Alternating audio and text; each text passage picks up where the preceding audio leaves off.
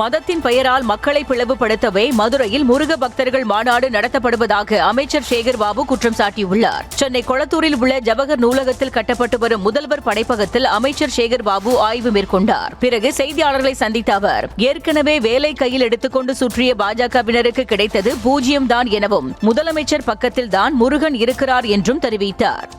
மக்களை பிளவுபடுத்துகின்ற இது போன்ற ஒரு சாரலை வைத்து நடத்துகின்ற இது போன்ற மாநாடுகள் தேவையற்றது என்பது எங்களுடைய கருத்து. அது அவருடைய விருப்பம், அவர்கள் செயல்படுத்திக் கொள்ளட்டும். இப்போதான் முருகரை கையில் எடுத்திருக்கோம். 2026 நாங்கள் தமிழ்நாட்டை கையில் எடுப்போம்னு நயினார் சொல்லியிருக்காரு. பாவம், தெளிவான ஒரு பத்திரிகை நிருபர் இப்படி கேட்குறீங்க.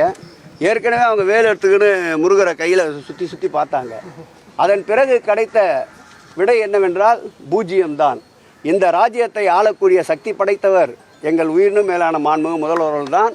அவர் பக்கத்தில் தான் தமிழ் கடவுள் முருகன் நின்று கொண்டிருக்கின்றார்.